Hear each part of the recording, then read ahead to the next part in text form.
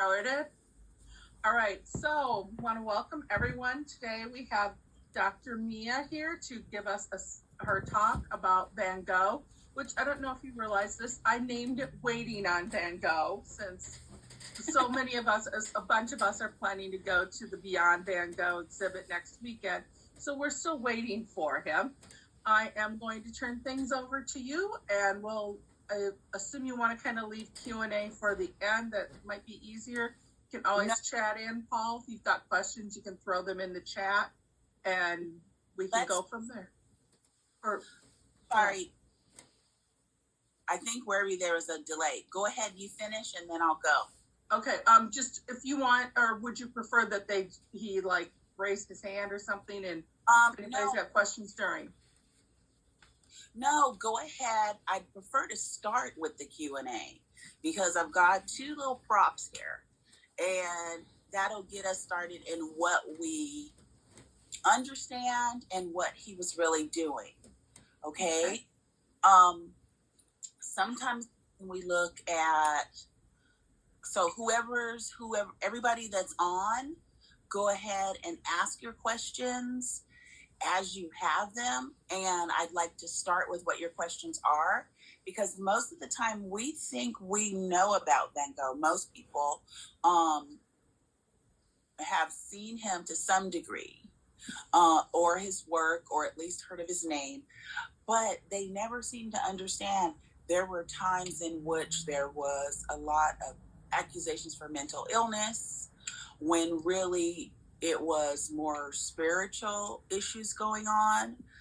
A lot of philosophers and theorists, depending on religious theorists or art teachers, he was believed to hear sound, but also see sound, and therefore paint the sound that he saw. And what people didn't seem to understand was, for him, that was unnerving, right? So it's like, if I put on these glasses like this, I'm like, ooh, that's so cute. I love these glasses, right? Little kitty cat ear tops. So if I'm walking down the street, that kind of dims my experience. So our brain gets to rest a little, kind of like today. I literally think I sunburned my eyes at some point today, right? So most of us, either by choice, go around experiencing the world less than the heightened sense, right? Now, as a heightened sense, we'd go like this. So now I'm not seeing the world as it is. I'm seeing the world adapted to how his energy experienced it, right? But because these glasses are red, I have glasses that are, orange and yellow, right? Each one actually takes out another color. But the problem was, he wasn't getting either of those. He wasn't getting a partial view, right? He wasn't getting a dimmed, less than sensation. He was getting overly stimulated with what he saw in the world.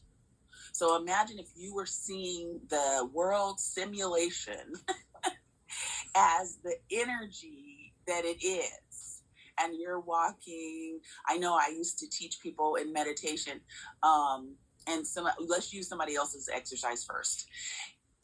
There is an exercise to help us realize the world is energy, where you look at the road, and if you look at it a certain way, it seems to undulate as opposed to just be straight, so that you can start to see energy as you're walking and going. So I thought that was really cool. But people kind of get a little tired looking at a road. So I say, instead, when you look at a painting, because I love museums, everybody knows I love museums, travel the world, go see art and architecture. So I went in Paris to go see Van Gogh. And Paris has a museum night. Not everybody knows that. Not every country does it. But it is a wonderful thing. There is a museum night wherein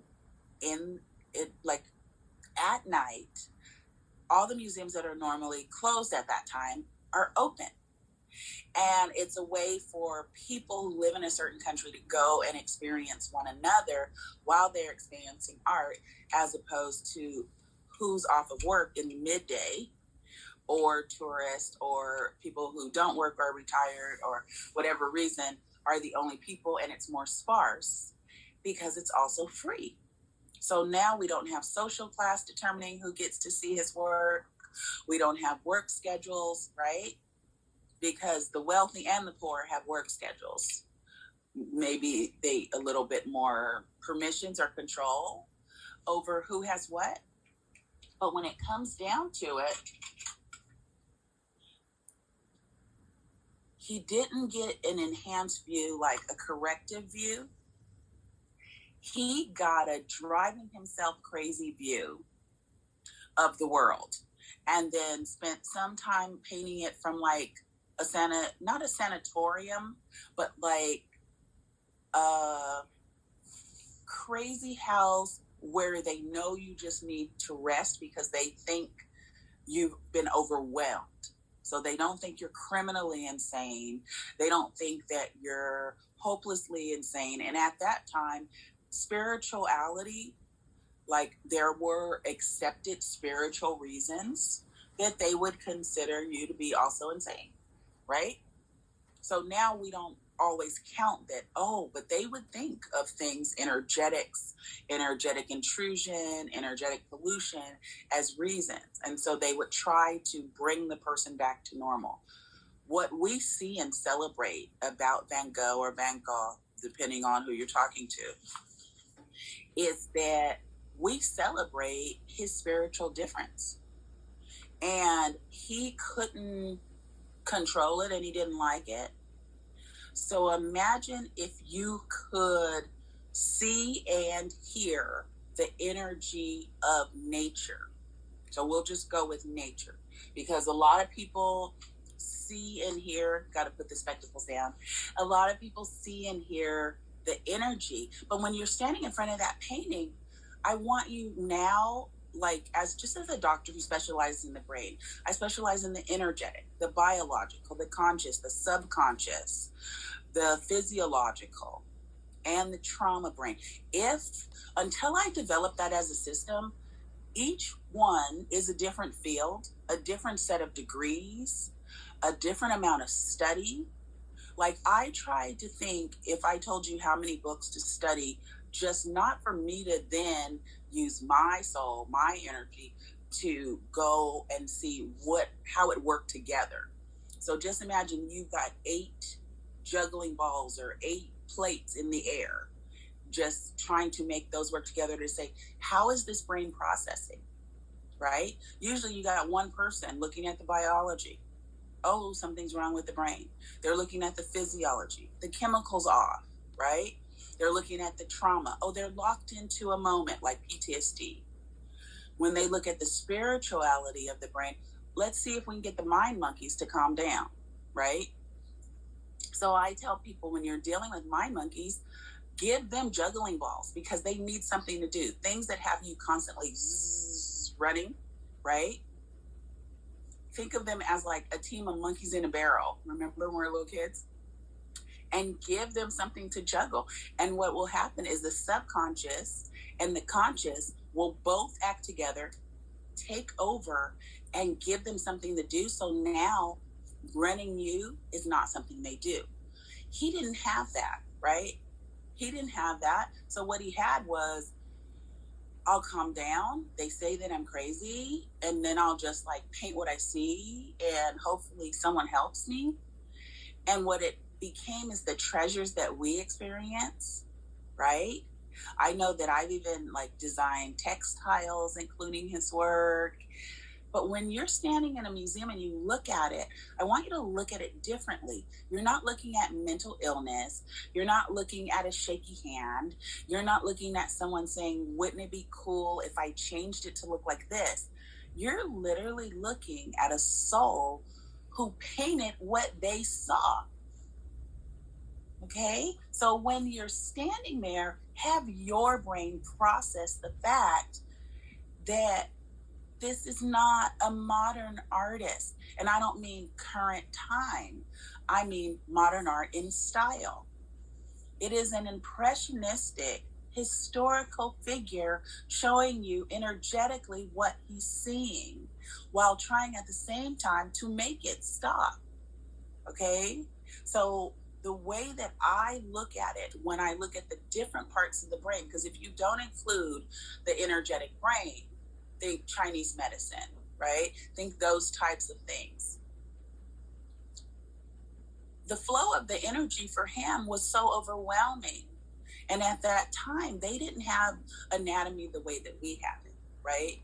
Not only do we have the experience of organs, we have the experience of the inner working of the bodies because of that time, because they were painting the body incorrectly. And they would paint it as authority. Like, they would basically say, the body is doing this. But it was not reverse engineering. It was guessing based on what was happening on the outside. So he didn't even understand that the outer ear, although is where we hear, that by removing it wasn't going to take away that heightened torture of hearing color, of hearing energy. Got it? So it's kind of like, let me remove the torture. Didn't work, of course, because that's not, the hearing doesn't come from the fleshy part that, right? It comes from the inner workings. But in that time period, if you look at the art of scientific illustrations or other artists, what you'll find is the biology was wrong. We have time periods all the way through the 1780s where human anatomy is painted in medical textbooks incorrectly of how the human body actually looks inside. They were going inside, they were trying to go inside, but they would still have to master that. Who really, really did it for us as scientists, as doctors, were people who weren't theorists, dabbling in medicine. It was really like Michelangelo and Leo. So I went to Amboise, France, and there's a town called Amboise, and Da Vinci, because in that time period, these artists traveled together. They would know each other depending on, as long as you were within a 20-year age range of one another. They kind of hung out like Shakespeare and the Bard, right? When you look at the art, if you see the art at the Sistine Chapel, because I was going to see, could I figure out how to put slides in this video for you? And I have about 3,000 pictures of Rome. And a large part of that is the Vatican Museum and the Sistine Chapel.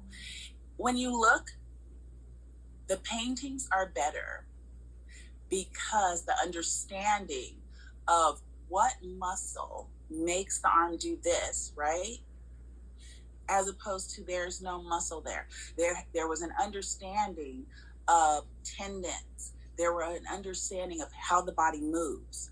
We can count on other artists for that. But with Van Gogh, we can see how the energy looks, right? But as we're benefiting from him seeing energy moving, we need to understand that he was tortured by it. He was tortured. He knew other people saw the world differently. He didn't know how because he didn't see it that way. You see, it's overwhelming. We usually have a subconscious mind that has like a gatekeeper, right?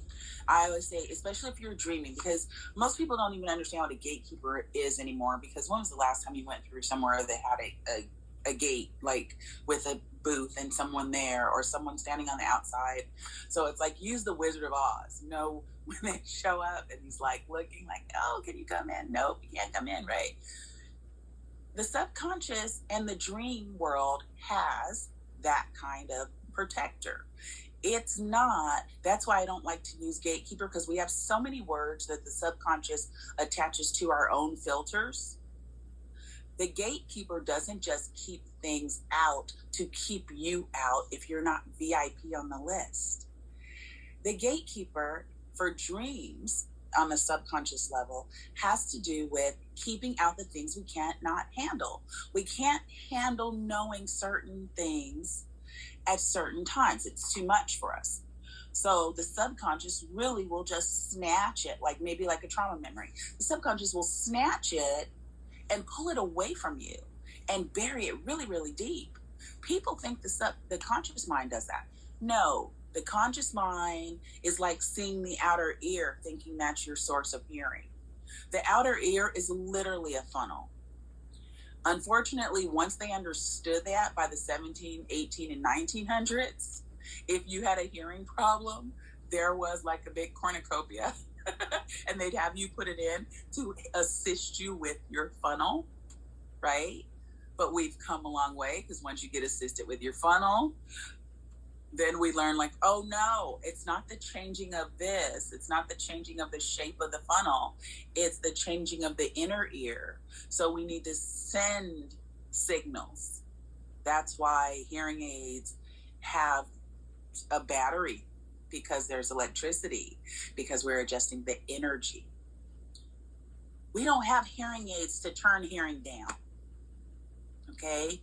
So we're studying and we're looking at someone who really wished that existed, because that was his effort. So now we have to look at, on a conscious level, we had other people coming in and deciding he was crazy, or so he was, when I say crazy, I mean like he was insane, he was possessed, he was mentally polluted, he was overstressed. So a mental breakdown is the conscious mind has more than it can handle. The subconscious is suppressed for some reason and cannot remove or filter what the conscious mind can't handle. So it's considered there's a break. There's a break in that communication. So that's what a breakdown is. The thing set up to keep you from cutting off your own ear can't happen. Therefore, you start looking for physical ways in the world to handle what you're overwhelmed by spiritually, energetically, or intellectually. Now, we also know that when we're looking at the physical brain, and the energetic brains together, those three, that's him. That's the key, right? So he's not just saying, I'm going to get right brain and left brain working together, right? It's kind of a tongue twister. But also, when you do that, if you say the phrase right brain, left brain working together and move your hands together at the same time, you actually make those two brains work together. Okay, just like if you are having someone, so they could test, right? He didn't have brain damage, but some people, they thought he did. But if you can cross your legs, right? If you can cross your arms, you are showing, you're exhibiting in the physical world that your brains can work together, that they are at those moments working together. So when they said, okay, that's not it, it was almost like you keep remember when we were little and they had like the Chip and Dale kind of cartoons and Disney Fleischer, and they'd be like, he loves me not, he loves me not, right?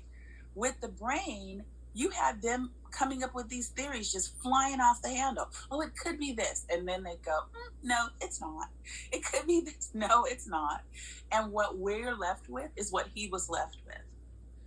The painting of the sunflowers. He was left with, nobody can fix this. I'm going to continue to see it this way, but I need this to lessen. So that he could handle it, he needed it to reduce. And so he pushed through the creativity of there's no fix, so I may as well cut down outer stimulation. So he couldn't cut down his gifts.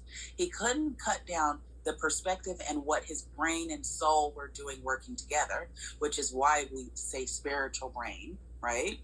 There are very few people No more than one other doctor that I've heard of, and it's someone who literally, when I was studying, every subject matter that I studied, I would go to libraries. Yeah, for any of you listening that are like hipsters or something, there's this cool place full of these things you can hold and carry. And ever since I was little, I love when I walk out of a library carrying a stack of books that I can barely see over the top, right? I'm such a bibliophile.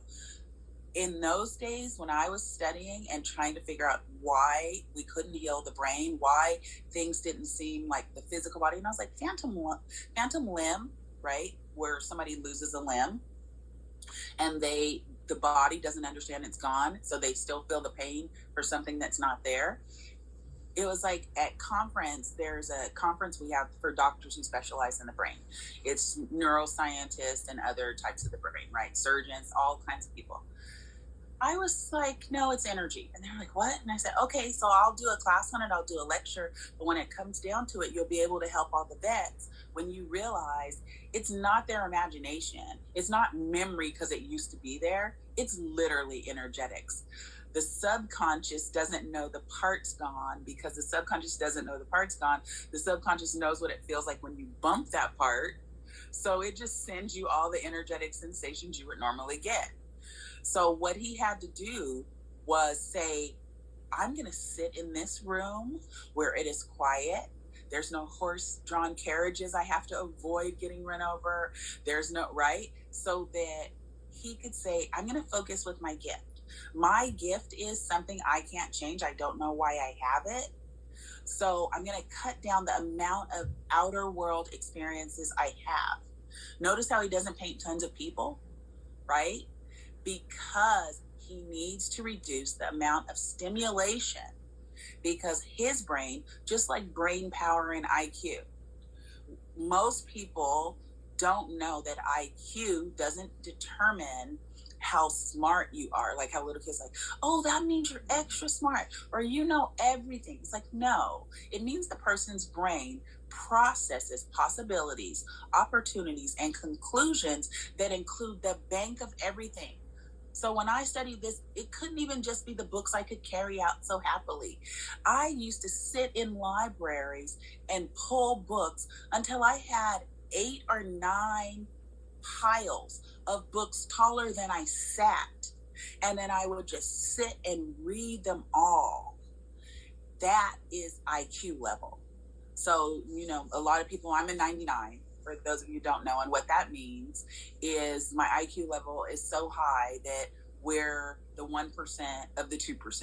We'll just say it that way to save exclamation time.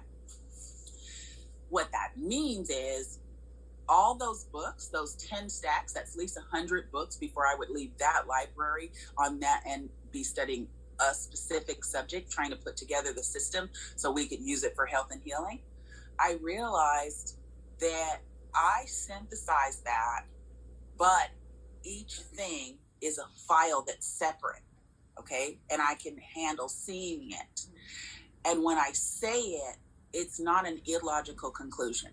Lower IQ, what they know is that they know it, and that's what they know, period, right? So it's not a consideration of other possibilities. For him, there was not a peer group. There was not Meetup. There was not Facebook. There was not internet. There wasn't even to go to a meeting of other people like him because there wasn't someone else like him, right? If he and Da Vinci got together, like let's just say time and space, you fold it like Einstein said, or like now we're going, time's not real, right? Time is fluid. All the moments are happening at once, right? The multiverse, the metaverse. He didn't have that. He didn't have that vocabulary. So what he had to do was keep painting so the creative mind could keep the energetic flow going. So he could not stop painting or he would have lost his mind. So we're not looking at someone who lost his mind and painted his insanity. We're looking at someone who painted to prevent insanity. It's very different when you understand the brain and how it's working, and the creative force is our saving grace at all times. At all times, whether it's depression, right? pessimism, actual spiritual intrusion, because they thought he must be possessed, right? Like, what on earth? We all know what a sunflower looks like. We know what a stack of hay looks like. Therefore, you're crazy for seeing that stack of hay in that way. But guess what? You know what I'm going to say? We're not looking at those people's art hundreds of years later. And when robots are on the world and we recognize the intelligence of AI, they will be looking at Van Gogh's work too. But all the people that called him crazy or possessed or, right, drunkard, right? There's so many people who love to get drunk in the world, but they're not painting what he painted, because that also was not the answer, right? So the answer is when we study those 8 parts of the brain, right? And I think there's a couple of my books. I know Power Mind does it, right? But I used to have to do a class to just say the brain we see and the brain we can chemically trace are not the only brains. And then we got thinking we were advanced and go, oh, there's a subconscious, right? But now we're like, and there's also a superconscious, right? So what he was saying is spiritually, physically, energetically, and biologically, this is our world. He wasn't saying this is my world. He wasn't saying I'm trapped in a world that doesn't exist, right? I'm not seeing furry unicorns. He's not painting pink elephants, right? He's not painting dancing hippos in tutus. We're not talking psychedelic 1970s. We're literally talking, he's saying to us, I'm not trapped in a world and I want you to experience it with me, like some velvet psychedelic, machine. I don't know if you've ever stuck your face in. They used to call it psychedelic machine, acid machine. And what they were is this kind of like a projector from the 1930s where you would watch the slides flip. For anyone who doesn't understand that, they take slides and make animation by flipping it. And then you'd stick your face and you'd watch the flipping, and between the light, you saw movement, you saw motion. We're so used to actually having motion pictures, we forgot what motion pictures means, which is pictures that are moving so that we can see them rise up. Now, if we go back to IQ, I was a little tiny kid when I decided I wanted to see pictures move. I did not know about motion pictures. I didn't know that's why we were calling it motion pictures, but somehow my brain would map out if I would take a drawing and draw it just a little different, right? I was a kid, so I didn't know this was a thing. So I was doing it so I could see pictures move. So I would draw little tiny books with birds that flew off the page and flip them, right? We don't have that kind of stuff anymore.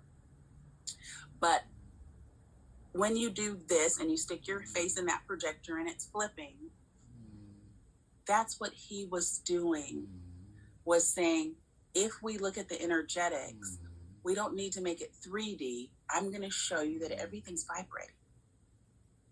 I'm going to show you this world is energy. Everything is vibrating. Therefore, he did not have the ability to just see a stagnant world. So usually we see energy, right? It's moving so fast, we don't see the molecules moving, right? And then if you look at the spirituality of it, Einstein, my work, right? What we're seeing is consciousness. If you can look in a scope and you can see molecules affected by consciousness, meaning how you're thinking a result will show up will affect the energetic conscious space around the molecule, and it will show up that way. And I usually do it with, the water trick. So you take some water, you get a glass of water. I prefer to start with a bottle of water because usually, I'm teaching like a huge conference or retreat, 10,000 people, 34,000 people. And so it's not like we can run to the faucet and get 34 cups of water, right? 34,000, excuse me. But if we take that water and now you don't drink the bottle, you take a sip of that water and see that's your base. This is what this water tastes like to me. The lower IQ, they think this is what this water tastes like, period. No other data can be entered. Higher IQ, this is what this water tastes like to me, but it probably tastes different to my neighbor. It probably tastes different, which case, where that case sat, right? When it was bottled, we start to think all those factors. That's what he was doing. So if you do that as an exercise, and once you have the base, then you can think really good and positive and pure and wonderful thoughts, right? And that water tastes better. The same bottle. That's why I use the bottle. I don't want you to think some trick happened at the faucet. I want you to see how thoughts are affecting the energy, and the energy is adjusting to those thoughts. So if you're not in a lab looking through a scope and seeing that your thought makes that biology change, then you can do it with the water, and it works even better if between the test, the base, and the happy thoughts, where it's like, why did this water taste better? Put in the middle some negatives, right? So you talk over that bottle of water, and you just say the most mean stuff, or yell and insults. You taste that water, it's horrible. Then take that same bottle of water, say some positive stuff. That same bottle of water goes back to tasting good and refreshing. So how do you think it was affecting the energetics, right? So the energetics affect the physiology. So now you start to realize that as above, so below, energy being affected by thought. He was seeing energy. And at first he thought something was wrong with him for a very long time. It wasn't an inkling. It wasn't a passing thought. For years, decades, he thought something was wrong with him because of the way that he saw the world. Because of he wasn't seeing it the way people were telling him the world exists. Until finally he realized, I can't change me. So maybe I can show you what I think this place looks like. Got it? That took him a long time to get to that position. One, that's why I've been teaching about the brain. That's why I shared the 8 brain system. Not because I wanted people who didn't study it, who didn't create it, to take my work and then start a class and act like it was their idea. Because unless it's your idea and you study through, right? You go to all these labs, you sit on think tanks, you do all this stuff, then you don't understand how the brain works together. So there are people who still think he was just, that's his style. No, that's his gift. The way he painted was his gift. His gift of seeing the world as oscillating energy, which it is. Most of us, our gatekeeper, our controller, our protector, right, is keeping us from realizing that everything around us is moving, right? We see it as each of us, each soul, each brain, each IQ level is delivering, right? So we're not all seeing the same world. Not everyone is seeing me the same through their camera. We're all seeing a different hair color, right? Now, I'm not talking about the grays for any hipster who'd like to interject a joke. I'm talking about the red that you can see at the bottom as opposed to what appears to be a different color at the top because of the moisture on my hair making it appear darker. I'm literally saying if we go to the dress, some of us are seeing cherry and some of us are seeing tomato and some of us are seeing brick and some of us are seeing it moving, right? So imagine being him. The polka dots would be like 3D and going in motion. Oh, you know how I am. You know I'm always going to trick into learning, right? So did you think I wore this dress by accident? So imagine somebody else seeing the dots like they're coming out. They're moving. Imagine if you had to see the world like that every day, all day long. You would cut off your ear too. Okay, so it wasn't just, oh, he had a bad romance. That was it there. He had a bad romance and he was in such heartbreak, right? He wanted to just show, look how much you broke my heart. I'm going to mutilate myself. He was tired of this place anyway, because he was tired of seeing a place that everybody told him didn't exist, right? Now we have things that say thoughts are things. Your thoughts create the world. Everybody's energy. Then he had, I like to call meat and potatoes, right? Because where I grew up, it was a very like meat and potatoes, and then elegant, very elegant 1940s. There was a Navy base. There was a port, right? There were people who had participated and helped in the world wars. And so there was this elegance as people walked down the street where I grew up, where there were hats and gloves and hankies and, right, gentlemen with suits, and ladies had little hats. And I'm retro. So you're going to see the 40s, 50s, or 1800s or 1760s when you look at my clothes anyway. We don't have that kind of concept anymore, where when we say meat and potatoes, it means basic, everybody agrees on it, good, solid stuff you can count on, okay? So we're not talking about California cuisine, where we literally have a restaurant that it's $85 for a plate that's just barely bigger than a bread plate, but it's cut in a nice, cute shape. So we're not supposed to mind that it's $85. That plate has a sprig. I know because I paid, I went there, I saw it. Okay. One sprig of asparagus, one dollop of what appears to be a mustard in color, but it's a tangy, sweet dressing, right? And then 2 Brussels sprouts, but not really. It's 1 Brussels sprout cut in half, folded open to look nice. That's your plate for $85, okay? For your experience. I'm not talking about cuisine where that has to make sense to you. Oh, each bite is so delicious. And so, right? So that makes the price. No, meat and potatoes is the price of meat per pound, well cooked with potatoes on a plate. So good, solid, making some sense, understanding. They kept trying to make him have good, solid sense and pull back his spiritual gifts and see the world in the small view that they have, right? So if we take out that sunflower, and instead of saying, oh, the water tastes differently, now let's make that sunflower, okay? We'll do a little visualization, right? Bring all the 8 brains together. Any trauma that is attached to us, wherein we now think we know what that sunflower is, if that's a trigger for you, flowers or the smell, right? We're gonna destroy and uncreate that. So now the trauma brain is not gonna do what it always does, which is show up as first filter.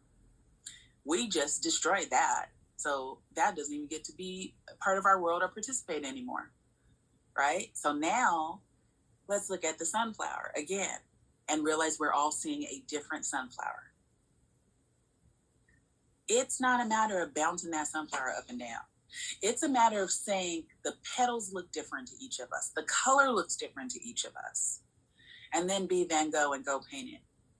Sit there and watch, because what he was doing was he wasn't saying, I'm going to make them see what I see. He was saying, I am tortured by what I see because I can't see what they tell me I'm supposed to see. And everybody said something's wrong with me. So I'm just going to be quiet and stare out of a window.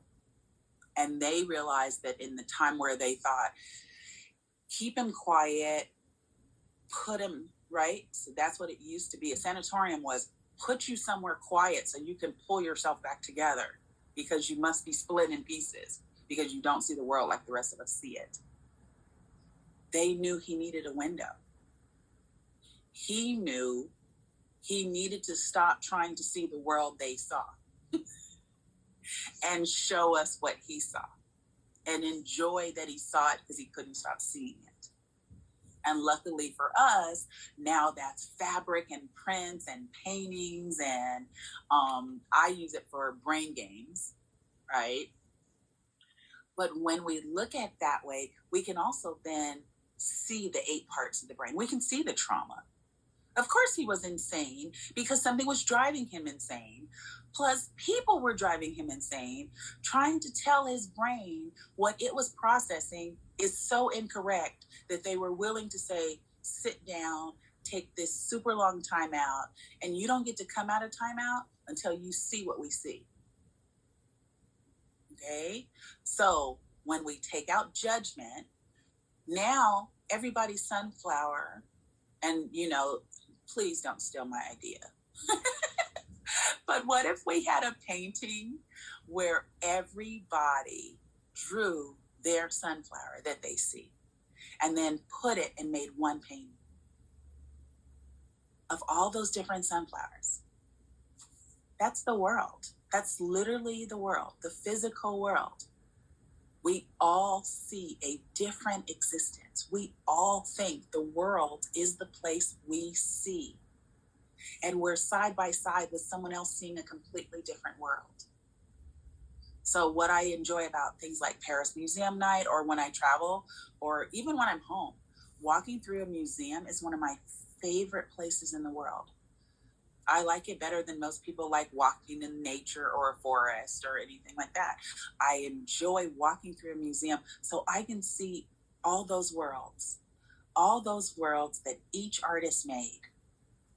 I've gotten over years ago seeing the mastery, because I started as a classically trained fine artist. I was a little kid winning awards by age 8.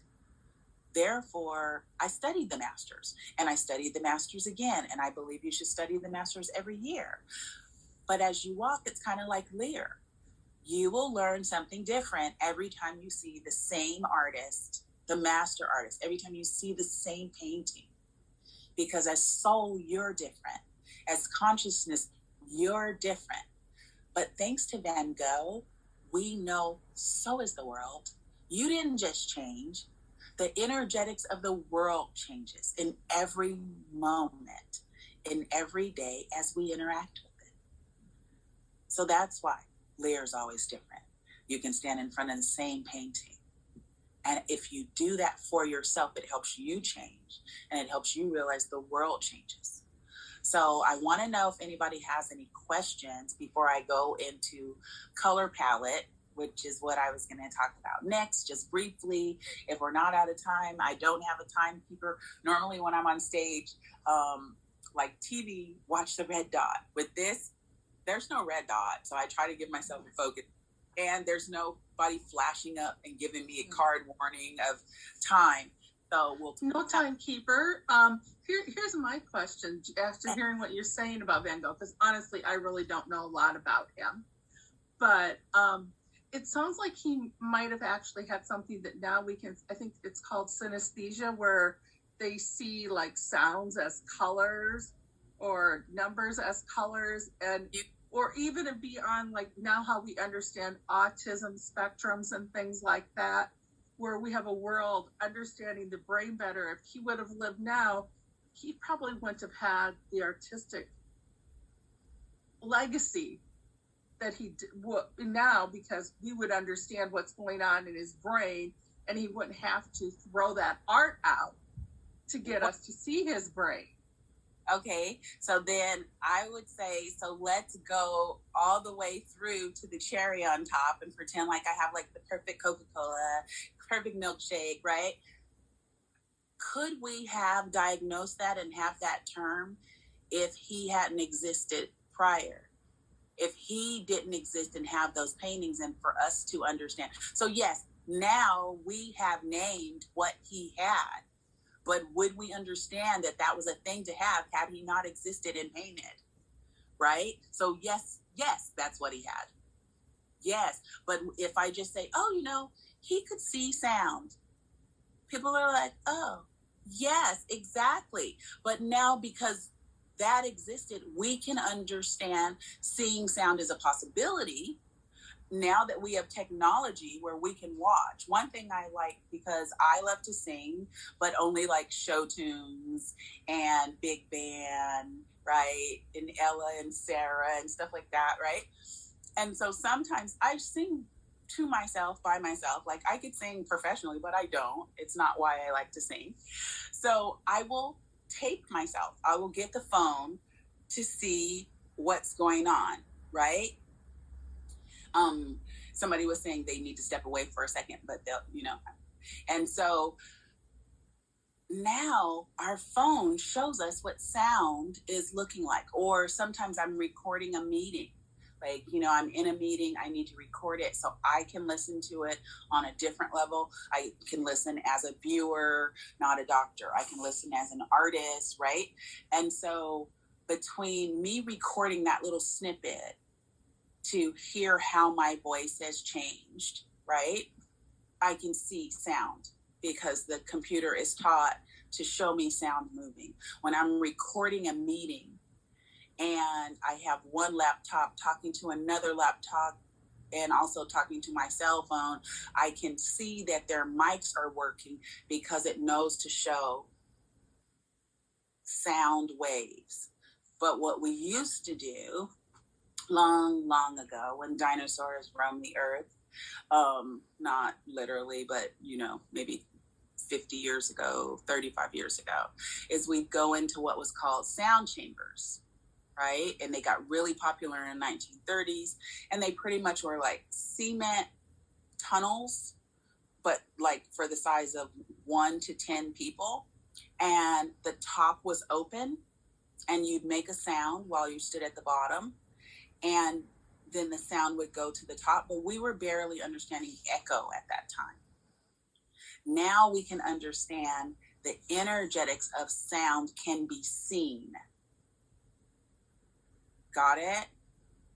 That's very different than we can hear it back because an echo travels through a sound chamber. Or now I can hear it when I need technology to talk to each other, and one is doing the recording, one is doing the talking, one is doing the monitoring, and I know that they're talking because the mics are moving, but the waves that the algorithm is set up to show is what I'm able to see. What he was able to see is sound in existence, sound as energy, sound as movement, right? So when I teach a class or I do a talk or I'm reprogramming a brain, sound is a therapy because sound has a vibration. The vibration changes the molecule. The molecule changing changes the biological structure, which then can control, I like to call it snatch back. So if you have a physiological problem, if your brain chemistry is off, sound, certain sounds, can literally snatch the problem and snatch it out of you, change your frequency, and fix the biology. Okay? That's a science. That's types of therapy. But what is the treatment for seeing sound in the physical world? You see the energy moving. You see the trees blowing, right? So you don't see the limbs of the trees blowing. You hear the sound of trees blowing in the wind. Okay, you can accept that because you think ears hear. Now, what happens when you see the sound of the limbs blowing? Got it? So that's exactly, right? That's exactly, but we now have the name, right? So we're back to the chicken and the egg. Do we have it because we know him? Or did he now have what we know and we can diagnose it better? Or because of him? Which one? How did it happen? And I just energetically, I keep seeing the infinity, right? When I was little, until I was about 10, I started studying anatomy in second grade, but I started studying mythology earlier than that. My mother loved mythology and I love mythology. And those of you who don't know me, yes, I run around Rome and talk to statues and I love you, I love you, I love you, and talk to each statue, right? Because I love mythology to this day. And even in my comic books, there's every hero is because we had mythology, right? So when we're thinking like that, I like to talk to statues and I don't think there's something wrong with that. But I know to hold my own as a doctor because of Van Gogh's paintings, right? As a child, I knew he painted what he saw because I was an artist. But I knew that a lot of us choose and then filter what we should be seeing and then paint what we think we should be seeing. But once I started teaching and realized, let's all look at this tree and paint this tree, and I got back 35 different paintings, I was like, something's going on, right? And then when I started being a master teacher and I had to assess and train other people how to be teachers, then I'd say, how dare you do this to this baby genius, right? Even being a gifted children's coordinator for Mensa, I'd say, everybody else painted what you expected them to see. So they all painted some version of a sky that was light blue, right? They all painted clouds like this, right? Unless you have that little scientist that studied the different shapes of the names of clouds, you get pretty much that little, the agreed upon, sheep level. Let's do this. We'll use South Park. The sheeple, right? That's not all clouds are shaped like that, but we do through filters, even the societal filter, because society's thoughts affect the physiological, energetic body. And we kind of feel that. We feel all that negativity saying, hey, look, we're all seeing this. You better paint what we see. Right? And then the genius baby, of course, painted the sky. It was dark blue and purple with some red in it. And the teacher had given them a low score. And I said, this child painted the sky. The assignment was the sky. And the teacher's reply was, no, the sky's blue. And I said, no, this is a processing issue. And then she smiled as if I was talking about the child. But if you know me, you know I was talking about the teacher's processing issue. Because, there's red at night, sailor's delight. So the sky is obviously red at some point in time. And if you've ever experienced a tornado, it's green. You see, so the sky is every color that exists. As a matter of fact, that's how we get color, right?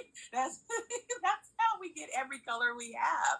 The fact of the sky and the sky changing and being a live action prism at all times. So scientifically, the sky is every color, and the colors filter out, which is why we get a horizon, which is why we get sunsets, which is why we get sunrises. So the issue was the teacher was not scientific. The teacher was not processing beyond her societal filters. So we'll learn from Van Gogh that when you see sound, and everybody else is not able to see sound, then they think you must be the crazy one. But if you go as a philosopher, I love being a philosopher because we take logic and then we filter it through. Because for those of you who don't know, philosophy is psychology, sociology, history, and about 9 other things that we had to pull out because philosophy was too much for people to be able to handle as one science. So we have 8 other sciences that all came out of philosophy, but they're a part of the pizza, right? So philosophy is the pie and those sciences are a slice because people couldn't handle the whole pie. But let's say you have a brain that processes the whole pie. Then you study philosophy and master it. So the teacher wanted me to agree with her so much. Her brain told her I was talking about the kid had a processing issue. But as a member of Mensa and a gifted children's coordinator, part of our job is to protect the baby geniuses, right? Make sure they're getting curriculum they need and also make sure they're not being bullied for being more than a sheep, being more than sheeple. So I was talking about her processing issue and I had to let her know through the things, right? No, this is an A like every other little scribbled sky blue sky, right? Hint, hint. Why is that color called sky blue? Because we've agreed on that blue neutralized with white. So go back to Van Gogh. That's why I was going to talk about color palette. Color palette shows us energy. So sky blue, cherry red, that's a societal agreement. The bulk of humans will see and agree. That's what that means. cherry red. There's no such thing. So I had a teacher who was such a blessing to me, because as a painter, I could make every color, right? Because I can see color. When I say I can see color, I'm not Van Gogh. Thank goodness. I'm so lucky, right? Because that seeing energy on humans and spiritually is a gift enough. And I appreciate having that gift, right? But I master my gifts so I'm not overwhelmed by my spiritual gifts. But when I look at a color, I have been an artist so long, I can say that is pink, neutralized with white, with probably 1 to 2 dots of blue. And then I will paint that color. That's, by the way, that's cherry red, right? So cherry red, sky blue is blue neutralized with white. And the only way to get a true sky blue is to not add gray. Otherwise, you get slate blue. You see, so people don't see colors in that way. Probably maybe 2% of the population does, where when you look at a color, you know the other colors in it to make up that color. The rest of us, in order for our brain to process and handle the subconscious, and what the subconscious is doing with the conscious mind, is the subconscious runs the show and kicks back, right? And lets the conscious mind get the spotlight and pretend to be the ringmaster. But the subconscious runs the show. The conscious mind is the performer. The subconscious mind orders everything we do. So we say, oh, that's mustard yellow. That's forest green. We take things that we see in the physical world and agree is a certain color. Like if we say a tree is green, you know what? Some trees are green, most trees are green, but almost no tree is the same green as the tree next to them. Okay, so there used to be a question to test intellect that said, is this plant healthy? And what we found was culturally and sociologically, so social class, money, exposure to education, the children were getting that question wrong because the plant looked like it was draping. So you were supposed to say the plant that was draping over the pot was the unhealthy plant, and the healthy plant was the one straight up in the pot.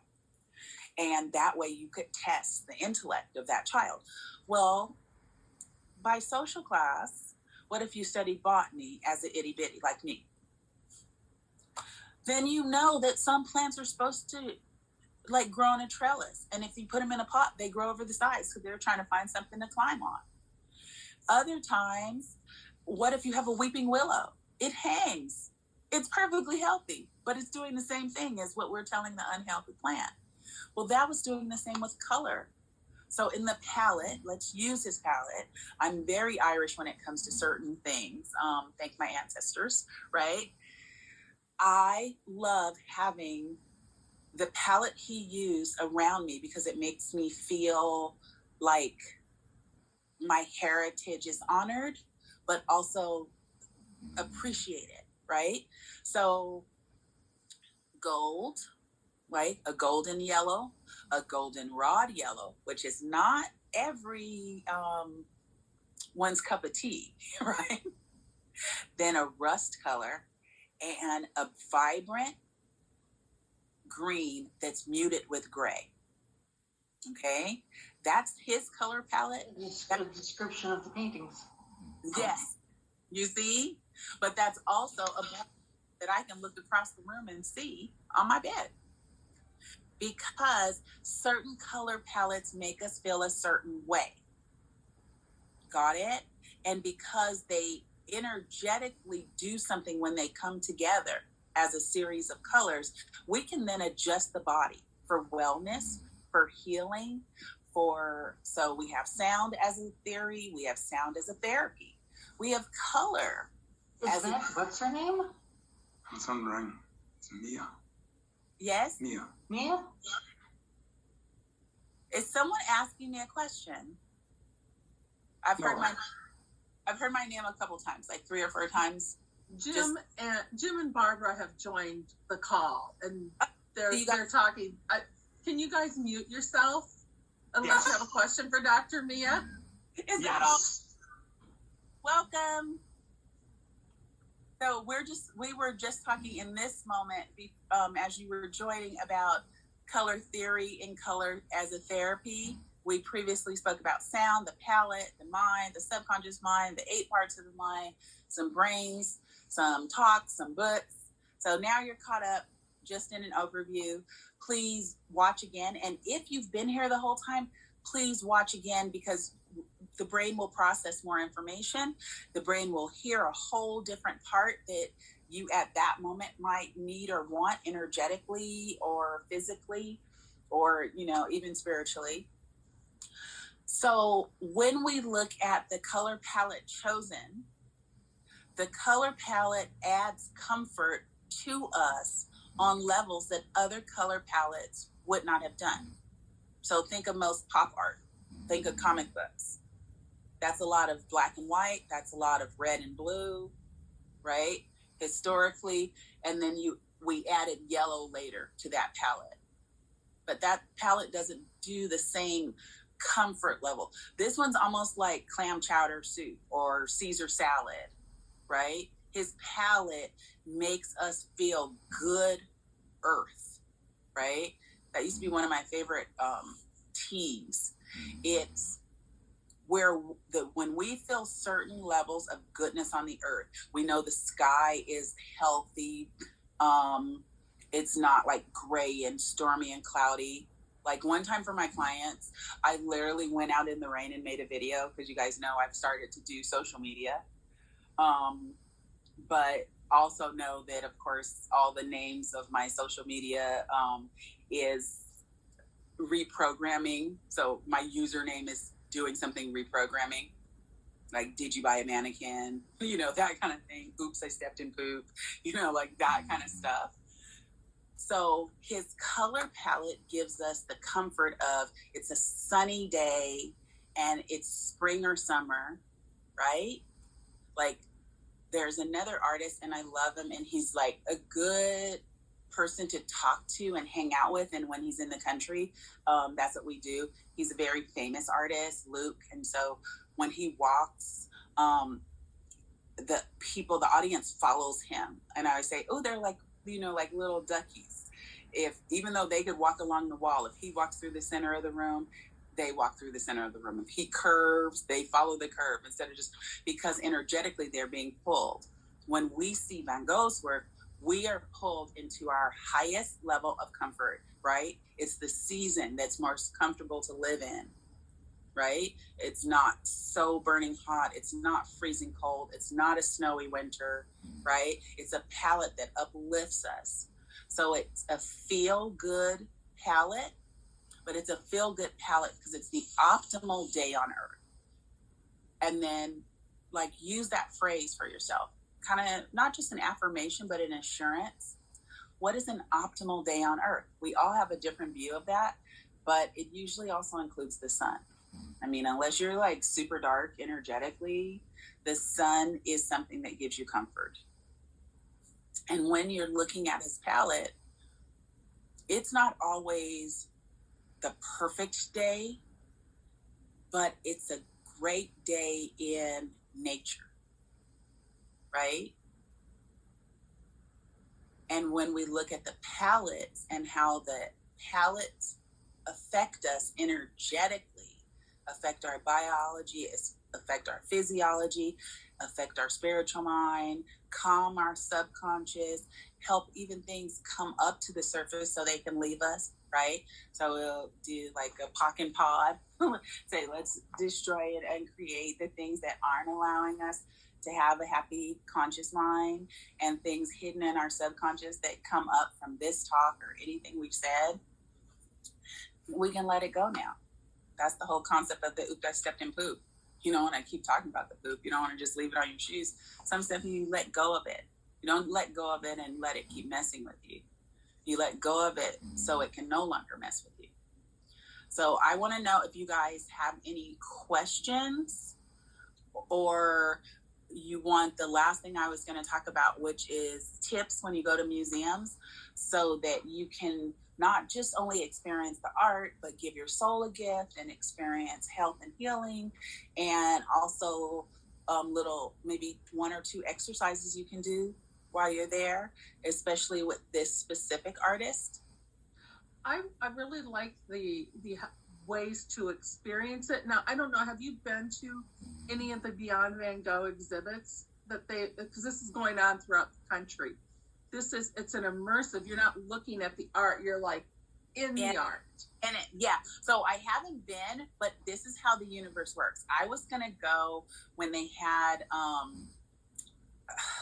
Michelangelo, I think it was, because one of my favorite pieces of art was on a billboard. Then I saw it on an advertisement on like a bus thing. I was like, what are they doing? Then I realized, and I said, oh, it's like you get to be inside the painting. I love it. So I said that, and because I attached emotion to a desire, the universe sent it right away. You know how the universe, like, you actualize it, right? It's not our job to manifest. The universe's job to manifest. It's our job to actualize and pull it in. So I attached thought, I attached emotion, and I basically sent in an order for overnight delivery.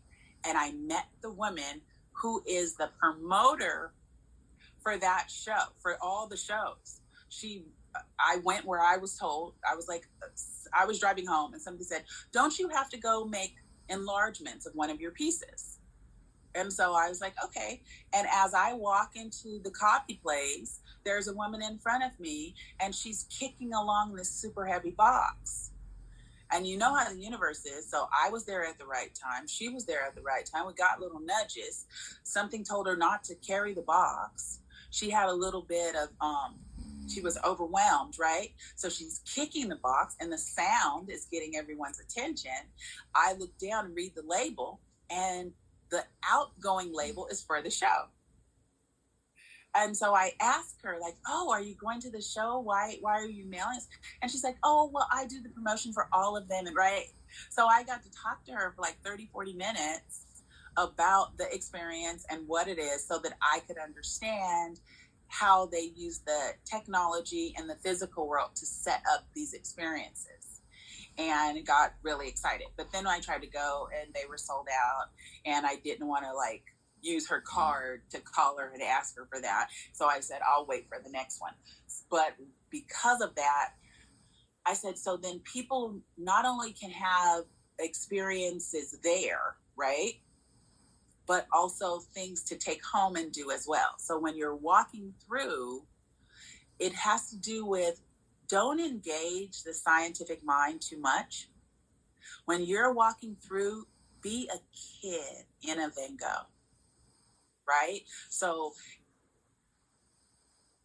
don't age yourself like rapid movement until you're old. Only take yourself from childhood to present moment, right? So go on that age spectrum as you're walking through.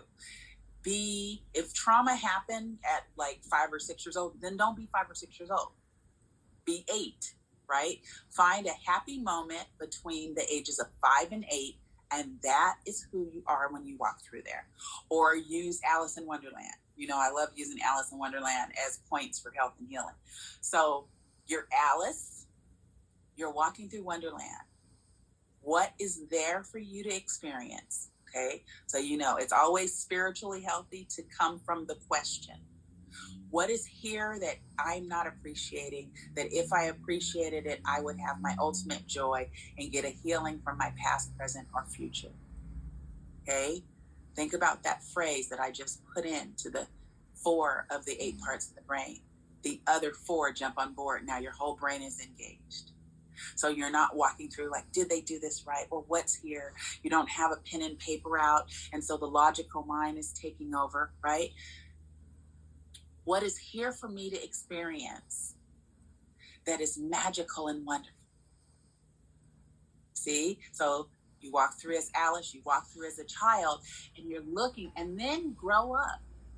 As a teenager, what is here that I would have loved to see, that I forgot I loved in this world? Right? And then I'll, be a doctor right quick and say, and everything that doesn't allow for that, I destroy and uncreate it. Got it? So now you got your healing. So now you turn, and where you just came from physically in that exhibition, you will have a healing and you'll see something else great in there. So stay in a box, right? So kind of walk and then walk back to where you walked before and see it again. But have these thoughts going. What do I have questions about here that I haven't questioned in life? Then walk. I wonder what he saw. What would I ask him if I could ask him about this? What does this exhibition answer for me as soul? What is my gift that I'm not registering or seeing? I had to start using a phrase recently, which is, my house is so full that if I buy something, I have to get rid of something else because it's so full, right? It's so full because I'm so frilly. So I'm not saying, no, Rococo Baroque is my favorite period of decorating. There's bows and there's ribbons and there's butterflies and there's on antique dressers, there's little adornments that I've put on each knob, right? But I'm a scientist. So I wanted to feel like I was in my sewing room in the 1800s. And in my sewing room, I would include some botany and some anatomy and some, right? So when you're walking through there, who are you? And are you who you would be? Don't be the caterpillar. If you're in Alice in Wonderland, don't be the caterpillar. The caterpillar didn't know who he was. He didn't know he was going to change to a butterfly. But he knew enough sitting doing his drugs to question Alice's identity. So when you walk through there, don't question your identity, change your identity. Say, I would ask Van Gogh this. And then the next time you turn, the next thing you turn to look at, what would he say? What would his answer be? So then you imagine you're a kid or you're in your 20s and he's there. And what's the answer? Right? Time moves, it folds, it's fluid, all times are happening at once. How do you know that if you walk through that experience, you won't turn and see his image and hear an answer or feel an answer? So then you learn to interact with the physical world that way. Because you do realize that that's the way I walk through the physical world that we experience as real. In the question and looking for the joy and knowing that time is fluid. And I have a question. I want to ask Einstein something. That's why I went to Amboise. When I went to Amboise, France, the reason I went is because I love Da Vinci and he was a house guest there and his mechanical drawings for some of his inventions are there. And so I wanted to be surrounded in the house and walk the gardens and ask Da Vinci the questions I would have. When I have questions for Van Gogh, there's two places I go. I go to the museum and nature, which is to me like, right? Or I go to Paris, near Montmartre, you see, to say he walked these streets and some of these cobblestones were here and he stepped on them and now I'm stepping on them. So I want to see his friends. When he's walking down the street, if he and his friends were in front of me, what would they be talking about? What would they be doing? So when you're in that exhibition, do this spiritual gift for yourself. Do this healing gift for yourself. Have a walking conscious meditation and spiritual, energetic, and artistic treats for yourself. You get to be in a painting. We live in a world where it's not like the theater of the 1800s where there'd be a set design of a gold filigreed frame, right? Usually, Rococo Baroque style because it's the best. And then there'd be some feet between the frame and the back curtain. So then you could put a fake ocean. Then there'd be actors holding those pieces of fake ocean to make them move. And then you'd stand there and then there'd be some moving clouds and sky and background and fish. But people, that's as far as we could go in the 1800s of us being in a painting. But now, thanks to AI, science and art working together, our souls get to experience being inside a painting. And because the subconscious runs the show, The body's not going to be able to tell you you're not there. The body's going to be there. That pain is going to be real, and you're going to experience that world. So do like lucid dreaming and control your experiences. Don't turn around. Most of us haven't had trauma moments in the hay, right? So you're probably not going to get any haunted house feelings. But you could have feelings of confusion if you keep trying to say, oh, I don't know much about this, or I can't master that. That's not why you're there. Remember, you're between 5 and 8, and you have those questions, and you watch this replay, and you address those questions, and those questions are for your health and healing, and to open your soul and to pull that art in, right? You know how I always say, don't feed on other people. People are recycled trash, right? People are what they have already experienced. So don't feed on their energy. The sun, pull that in. When you're in that painting, pull in who was talking, what were they doing? How did he choose this as a color palette? We know culturally, we know, right? A lot of people with red hair, that's our color palette. It's like, we like that color palette. But also as humans, remember what I taught you. That's the comfort. That's the good earth. That's a great day on the planet. That's the perfect part of the season. And you get to go be inside of it. You get to be inside of history. You get to be inside of art. You get to be inside of his brain. And now with this talk, you get to be inside of your brain. And you get to kind of dust buster little places and blast and atomic bomb other places. You get to have it change. You get to have all that, clear it out and fill it up. Remember, clean, heal, and fill up. And that's what you're going to do now when you go. Are there any other questions or requests or a guided meditation or a quick something?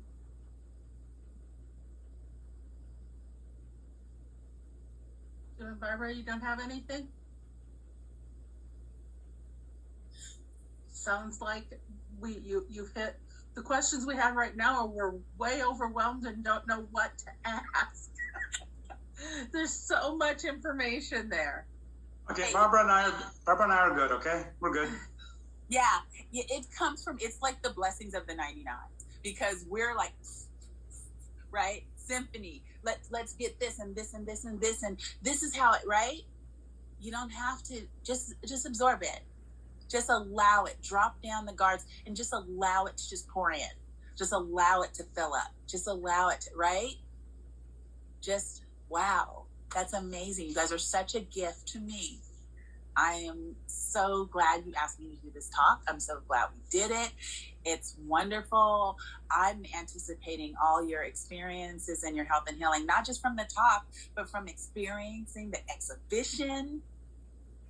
And then when it's time to leave, go through and say, what do I need to take with me from this experience? And what do I need to leave here or let go of when I walk through the door?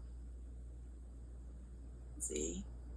I used to tell my clients a lot, oh, you get to be new, right? Because my clients would come in extreme trauma, especially at that time. We didn't just have the joy coaching.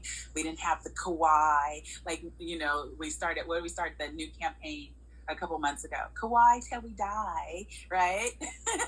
Because other people had negative stuff till they die. And we're like, no, we're kawaii till we die. And people were like, what's kawaii? I was like, well, it's much more than a toast with a happy face. It is the amount of joy that pushes through. Now, when you go through there, the scientific mind is not going to be saying, who are you? Who are you to be here? You don't know all this stuff. It can't do that. Because of this talk, all you can do is just be Alice. Put your arms behind your back and look up in wonder. Experience. See? Experience, heal, grow, have joy. And remember that our perceptions of what is happening in any situation is our own filters, our own stereotypes we have in our head, not what's really taking place. And so when you go through, you'll also just, you'll experience what's really taking place as your soul needs it. So you don't have to have homework. You don't have to have agenda. Your homework is you got to be new, so now you're new. And whatever your soul tells you when you leave, when you say, what do I need to take with me from this? And after you get home, guess what? Because we've talked about the 8 parts of the brain, you're going to be able to put yourself back in that moment. So it'll be like, the talk I have, or the book I think it's in the 12 questions. I'm not sure. It's probably in three of my 27 books, I think. It's basically this: you need your cotton candy, you need your spinach. The spinach is what's your Popeye kind of thing of, I can't take it anymore, it's too much. And then you have your spinach and all of a sudden you can take it. And then your cotton candy is from one of my real things. I love cotton candy so much. I always have since I was a kid. And if someone did something to me and they really, really hurt me, or they really misjudged me, and they'd say, what can I do to make it better? And I say, cotton candy. I need some cotton candy, because when I taste it, when it hits my tongue, it's going to give so much joy. It'll wash away all that poop, right? It'll just wash it away because I taste it. You're going to have this as your cotton candy. From now on, for the rest of your life, after you go here and you do this stuff that we talked about while you're there, anytime something's going on and you need pure joy, you'll put yourself back in that exhibit at those moments and have those memories, right? And there'll be no uncomfortable moments attached, because we've already deleted them. We've already, in the future, we've already gone and said, you don't get to exist. Uncomfortable moments, unsure moments, being puzzled or confused right there, those moments don't get to exist. We destroyed and uncreated them. So they can't be there. It's just pure joy.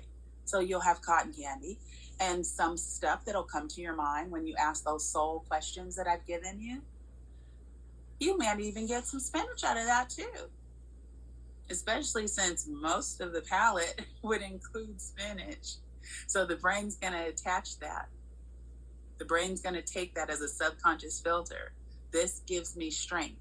Always remember, he had his strength. Right? It took a lot. He went through a lot. As a man, as a person, as an artist, as soul. What if you had to see sound? Now you don't even feel scared to do it. If you were that person or you're that kid, you're like, hey, I'm in good company.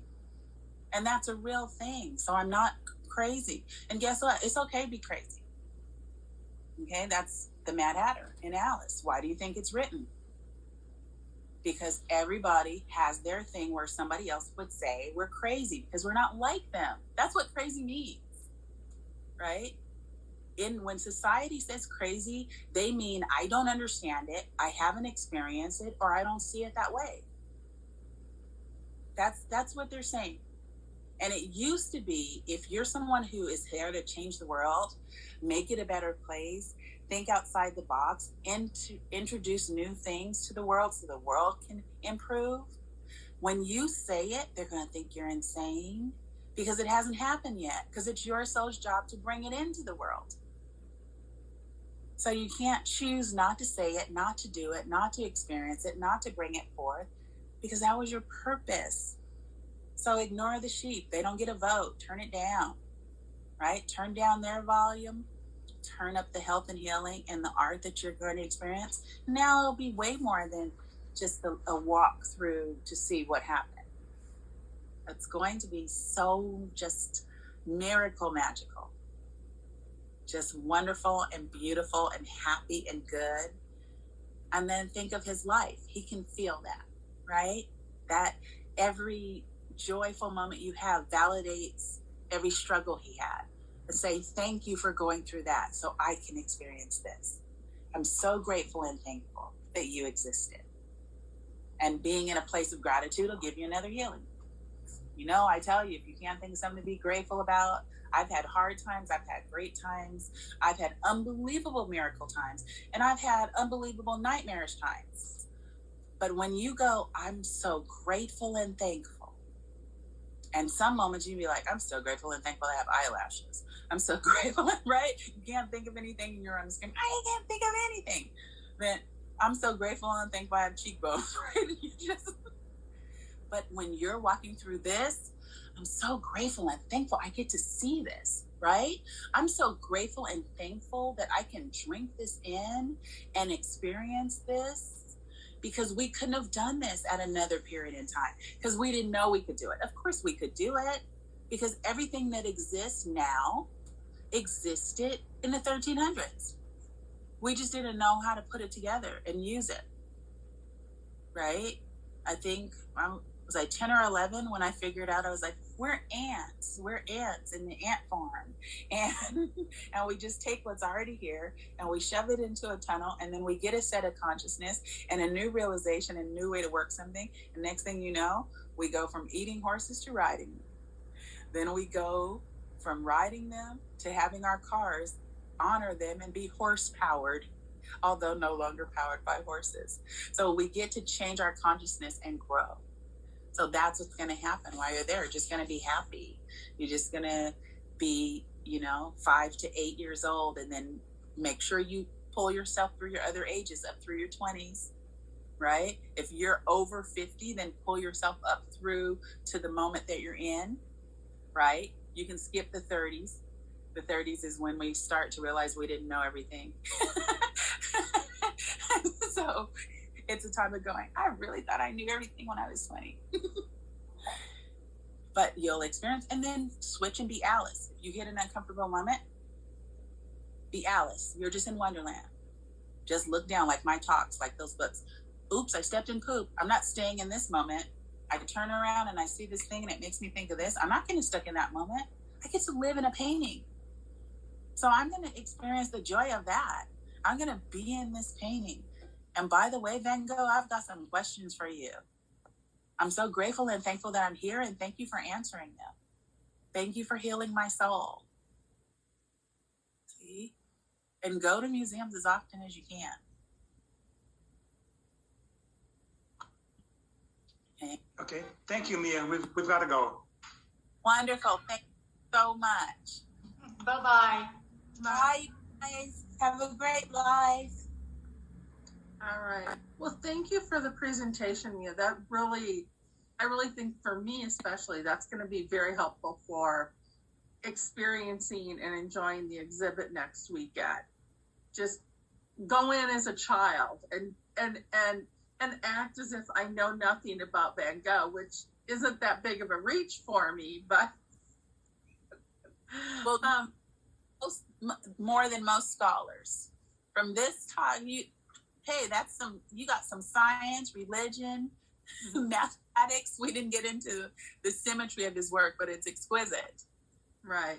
So, well, thank you for your presentation, and I'll get everything sent on up so that we can get this reposted, and look forward to another presentation from you later on.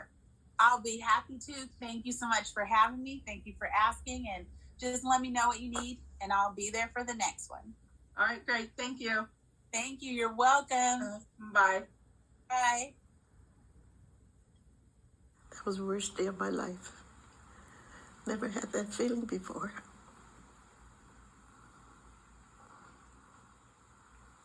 And I never want to feel like that again. Had you never feared this day would come? I never thought this day would come. How has it changed your life? Well, I have 3 children. More. You have three more children. 3 more children to raise. Catherine Jackson's life changed the day her son died. She now takes care of Michael's children, Prince, Paris, and Blanket.